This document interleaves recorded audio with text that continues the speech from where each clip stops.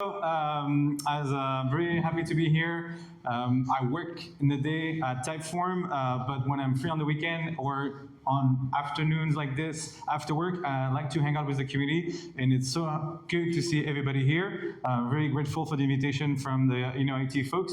They're doing great for the community here in Barcelona and in Madrid, getting us together to talk about the hot topics. And the hot topic this week, I mean, almost every day is AI, right? And so we have a wonderful panel here. I will let them introduce themselves, and we're going to kickstart this conversation.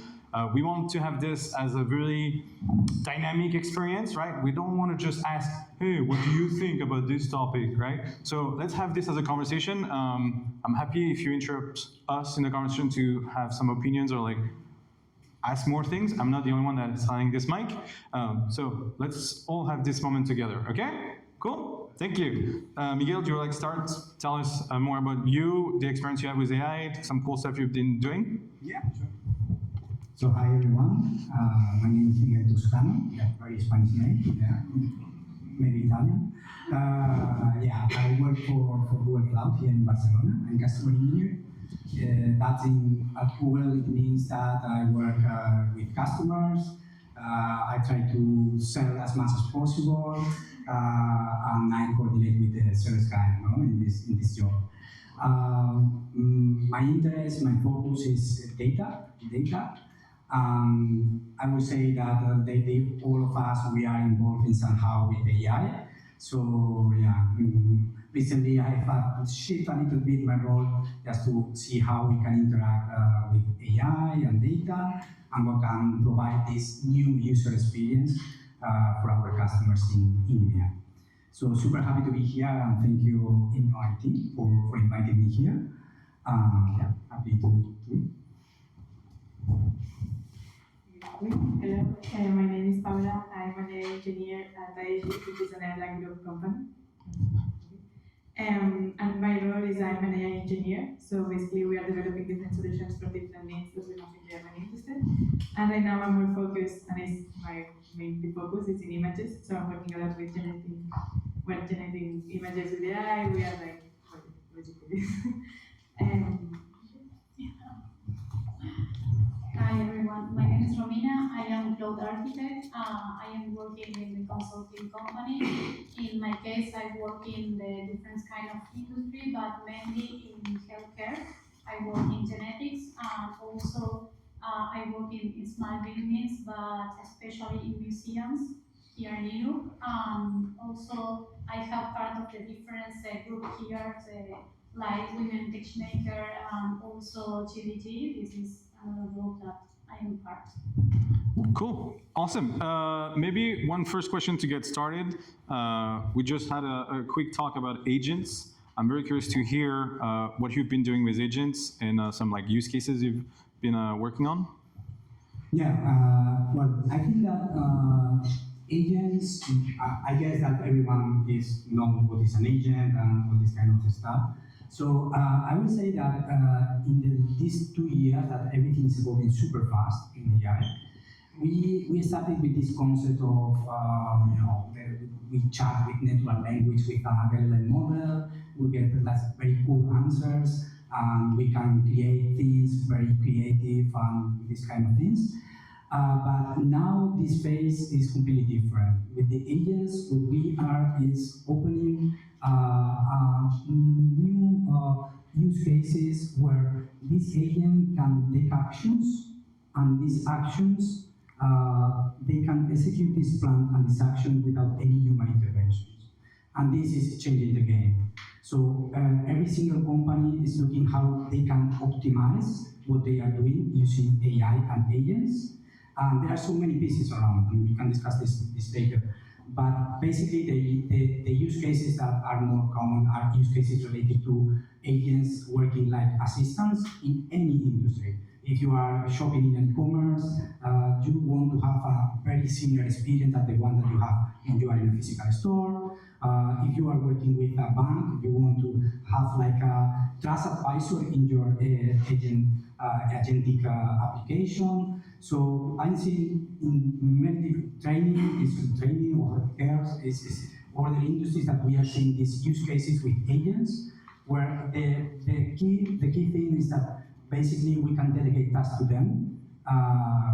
We have to put some controls around, but we can optimize and be more productive when we are doing this. I don't know what you think, Paula. Yes. Yes, actually, I totally agree. Personally, in my team, we are now starting to look around what agents can do in terms of video, because it's when you come to generating images, it's pretty straightforward. You have the model, you can generate them. When you're generating videos, the models that we have now, they are mostly between 5 and 15-second videos that they can output. So this is not like a whole movie. So there's a lot of manual work here. There's a lot of humans, and you have the storytelling, you have the, I don't know, the scenes, all of this knowledge that the human is putting and creating. So still, it's faster to do it with AI, but it's taking a lot of time. And now we are exploring a bit how you can implement these agents in video, which is not straightforward, but I'm very excited to see how it's going.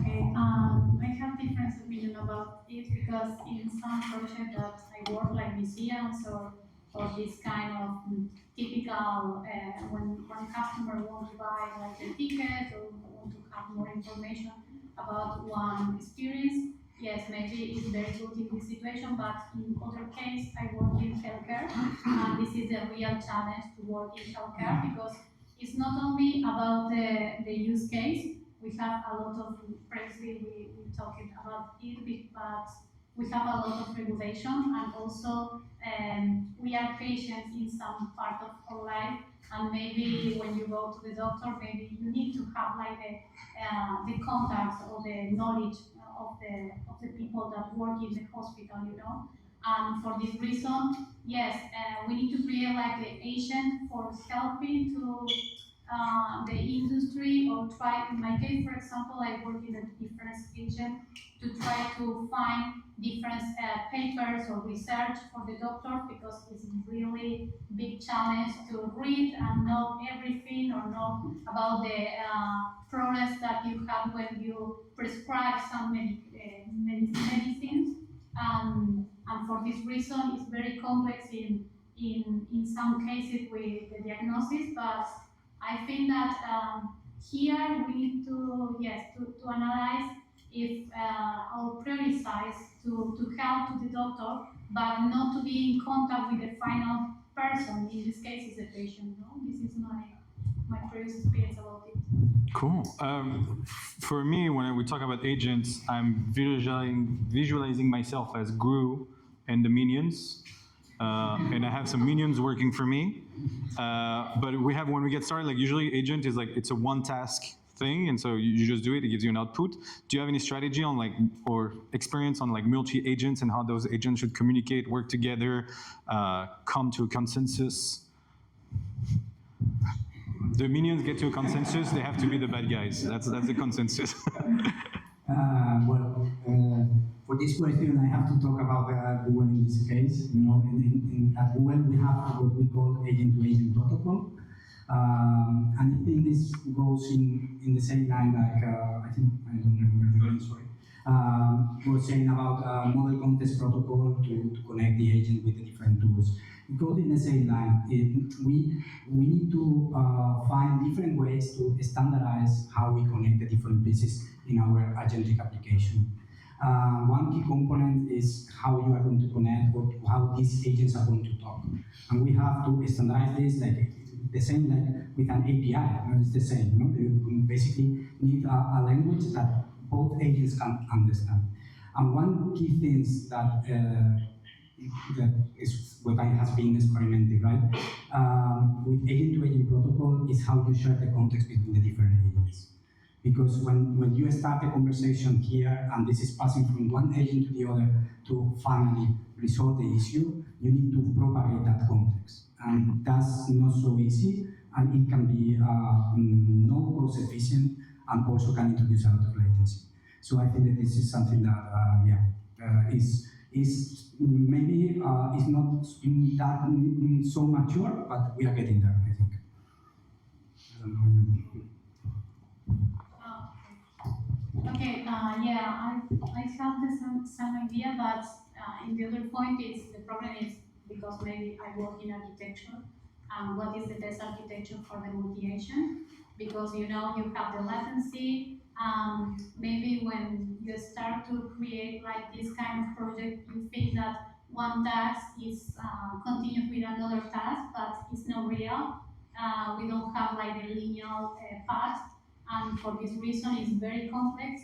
And also in the kind of project that I work, I use, for example, IoT devices, and for this reason, yes, if you need to send the information to the cloud, and the cloud have the agent, and then you decide in on site, yeah, you have problems with the latency, the connection. Also, you need to pay attention for the security, because when you create like this kind of service that you have all the credentials of your company, because the agent need to have all the information.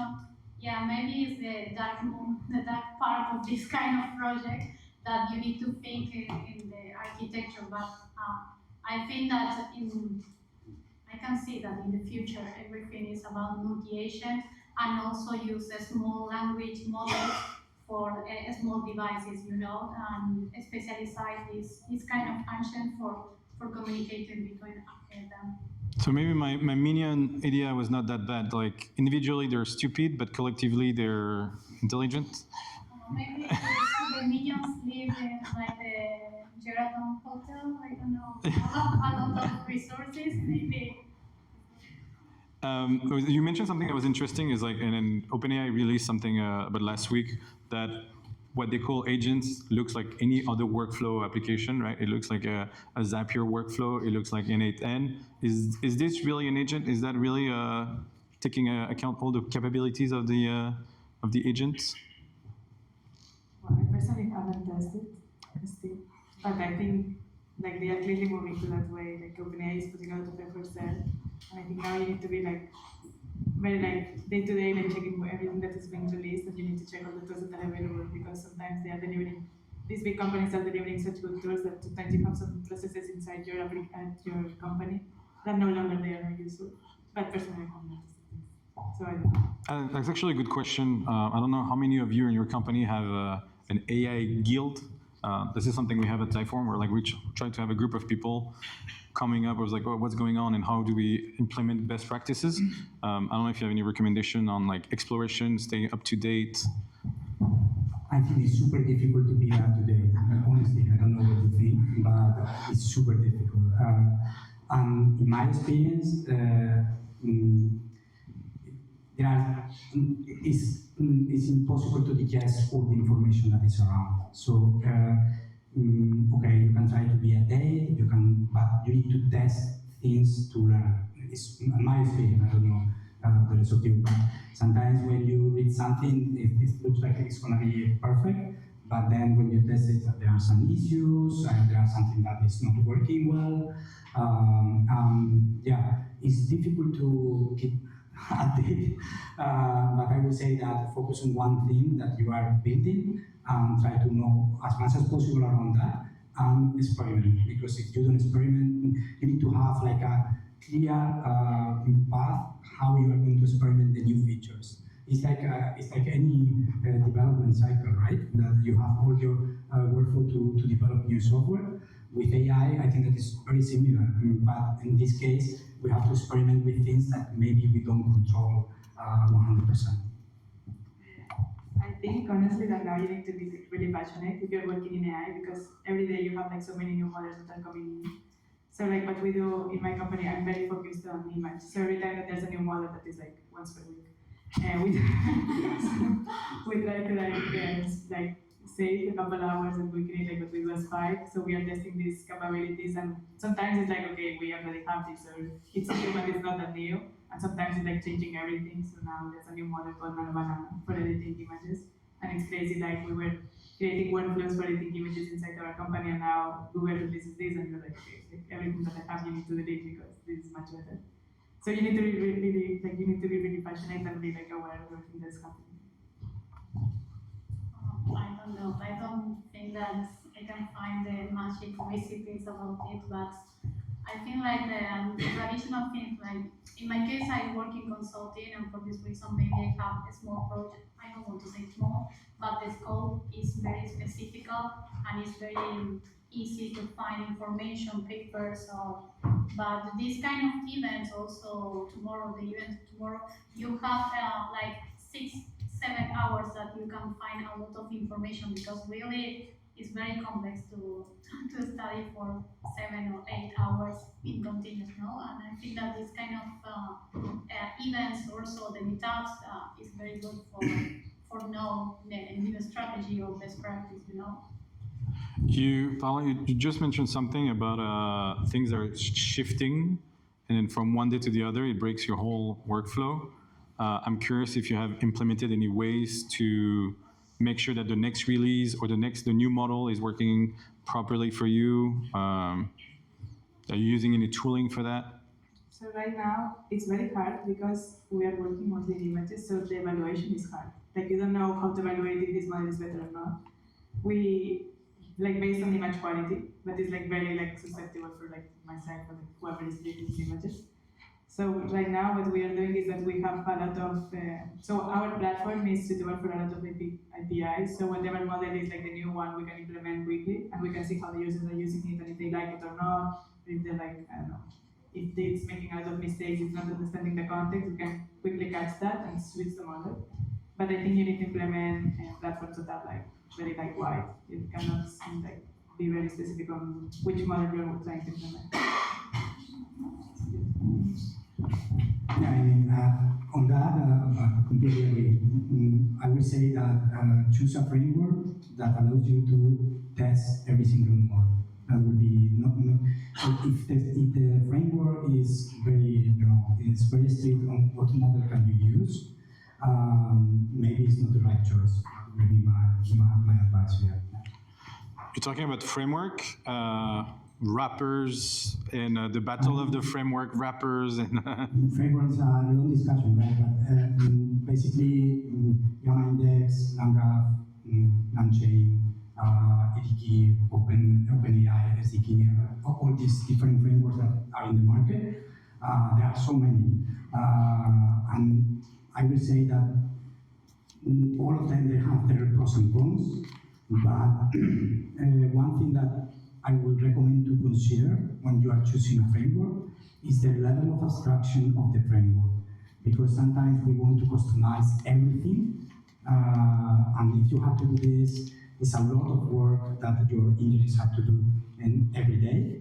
And now we have different options that the abstraction is at higher level, and you can have more modularity, you have functions that are already implemented there, and you can just call them. So it can make much more easier your AI pipeline if you use the right framework. you'll say to change your journey, right? You get started with something that's like provides everything for you, and eventually you get to something that's more flexible. Yes, I mean, because you introduced a topic before, like the no-code. No-code is super cool, but depend on the use case. Because at the end, we all have an organization, we all have our different companies with our different requirements, with our different data sources, with our different runtime infrastructure, Kubernetes, AWS, everything. So with no-code, you have to delegate many decisions to the AI platform itself, and you don't have so much flexibility for the customization. So for me, it's great for the right use case, because you can be super fast to, let's say, go to market, right? But if you need more complexity, probably you need to go for a different level of abstraction, like LangChain, like Graph, or Grenié, maybe. Yeah. Yeah, and honestly, I completely agree. And I think like basically this is like no code is very good, but you have lots of concerns also in your company and the security, and sometimes you need to be like really into the details, and you cannot like leave everything to AI, even though we try to use AI. Sometimes you need to do.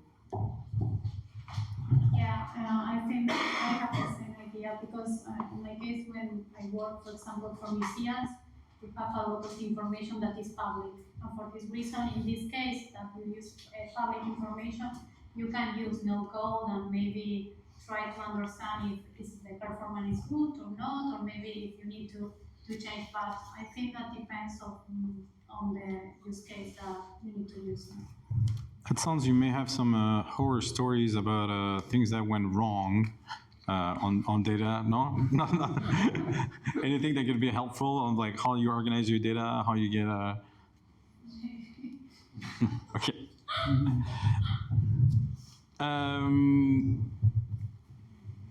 You mentioned you were doing stuff with image generation. I was curious to learn more about like what it looks like, how you're working with images. Are the models different?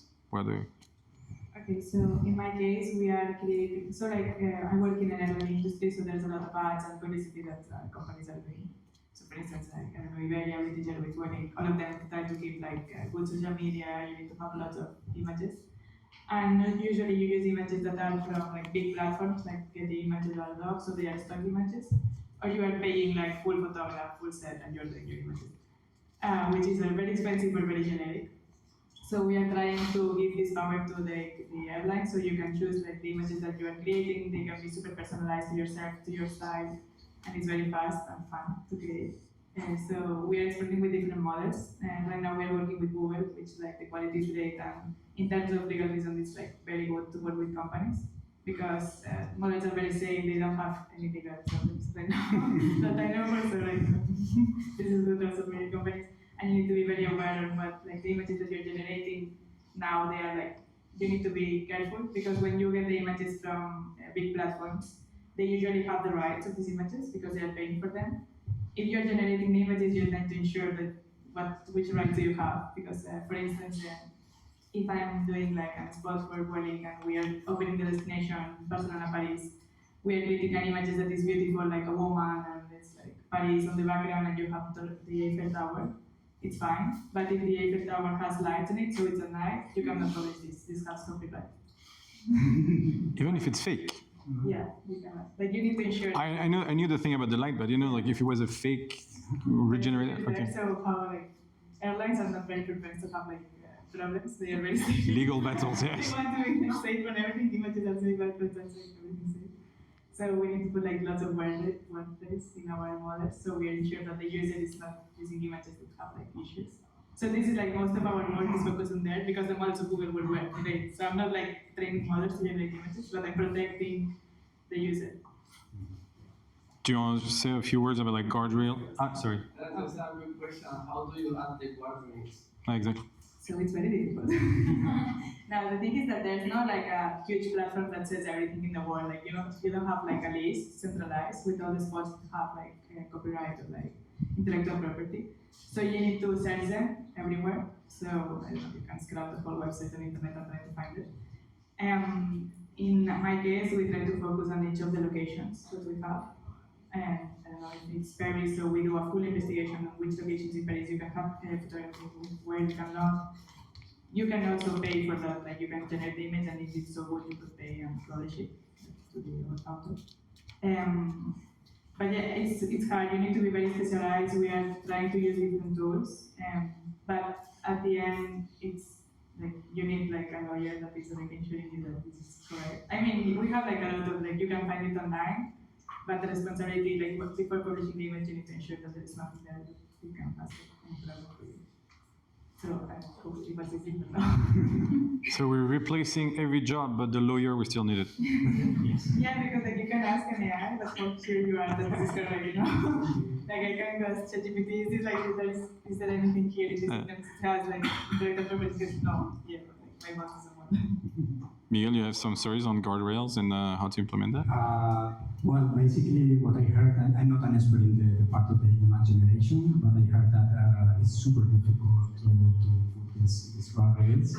And yeah, you need the lawyer on board. Yes, but I wanted to share one story or one use case regarding images that I know quite well. It's everything related to virtual try-on. The possibility to, for, I don't know, you are a fashion brand and you want to publish some pictures in your website with a model, or wearing some of your clothes. I think that this is like in your use case, it's like a game changer, because now you can take a picture, and this is something that you can already do. You can take a picture of yourself, and using this AI virtual try-on, you can see yourself in your phone wearing the exact clothes that you are, touching or you are seeing in your website. These kind of things is how, because sometimes when we talk about AI, these kind of things, AI, when we consume AI as consumer, is not expensive, but training AI, generating the models, or the infra that is behind is super expensive. And all the big players are spending a lot of dollars on that. And in this kind of use cases, like the virtual try-on, is when you can see a ROI that is something that is significant, something that, okay, this is like pointing at exactly a business process that it can be optimized.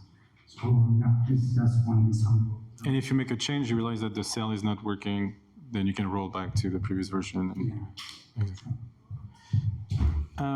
yeah, I think we have a question there. Hello, this is Andrea. So I work for a company that provides financial services and security services as well. So I was wondering if you could discuss a little bit, if you have worked with these agents in payments. Do you know the Google protocol? They just released it last month.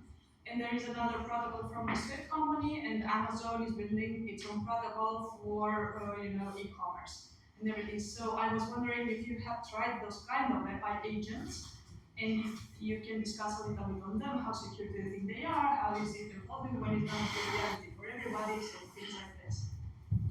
I didn't try myself the agent for payment from Google. I didn't try it, but I work with different financial institutions.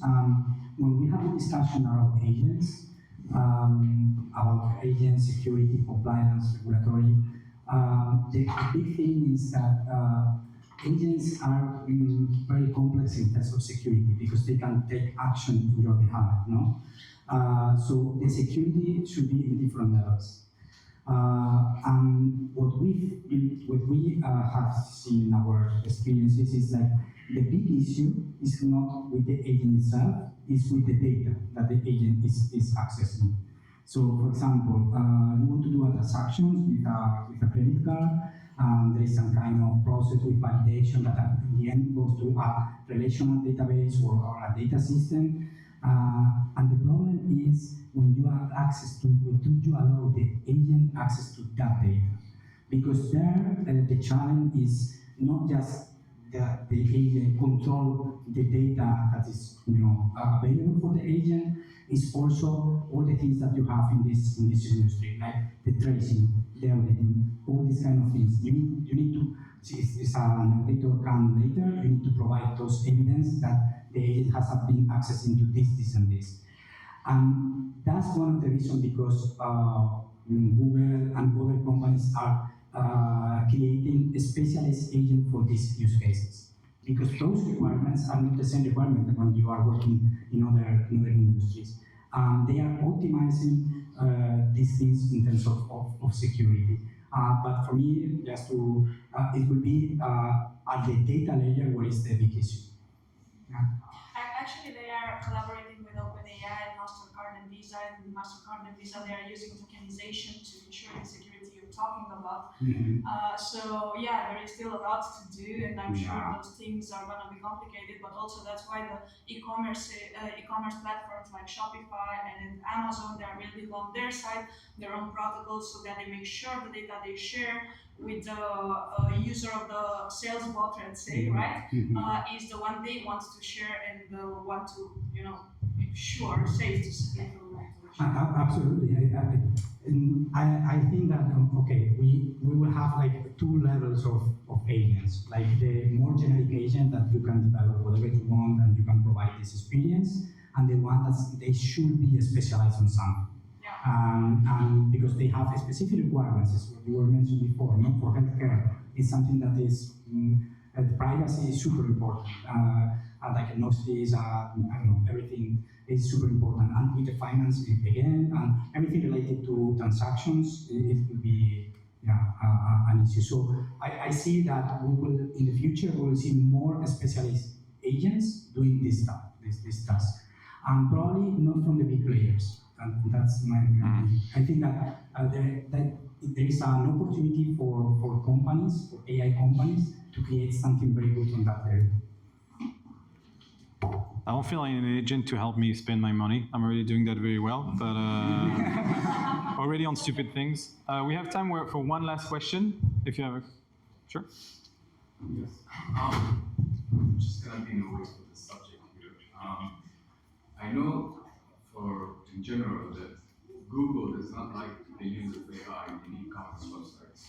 So I'm not sure now, like for instance, you can generate images on the website with AI. So I'm not sure if this is just any platform that Google accepts does not disfavor with e-commerce websites. Sorry, I didn't get the first part. Sorry. That Google does not like the use of AI on with websites, e-commerce websites. On the ranking, on the ranking, you mean also websites. Promotions, on content writing, and so Yeah. forth. You mean Google search and Google Ads? Exactly. Or also on SEO, if they're going to be ranking you, it's going to lower your ranking for SEO. So I understand that you work for Google Ads or Google Cloud. open a ticket. What's the solution? That's a tough one. But first of all, I work from Google Cloud, so that would be in the Google Ads part. But I think probably I'm not going to answer your question, but let me just share a thought here. I think that if you ask now 10 people how you are searching, probably they're going, 8 or 10, they're going to say that they're using ChatGPT or Gemini. They are not even using Google Search. So that, for me, is like one completely change that we have to all adapt, including Google. The companies that are doing ads for Google or the different. So how I see this feature? I see this feature that we will have like a single entry point that is going to be an application, ChatGPT, Gemini, or whatever. And from that, you are going to be connected to the rest of the things, including Google Search, including YouTube, including Google Maps, or everything. So when we are not there yet, and this is my opinion. There's nothing. But when we are there, I think that is when we are going to allow more flexibility with AI to add SEO and all these kind of things. But we are not there yet. All right. Sorry, I couldn't answer. No, that's a good topic for following up. I think we're at time for the panel. So thank you so much for all your thoughts, sharing.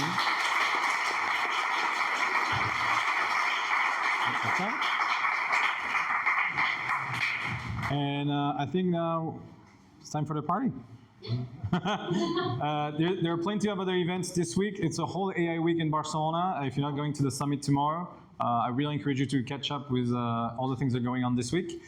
It's an opportunity for all local community together, and then maybe make some companies here in Barcelona and show it to the world, right? So very exciting to see this. Have fun.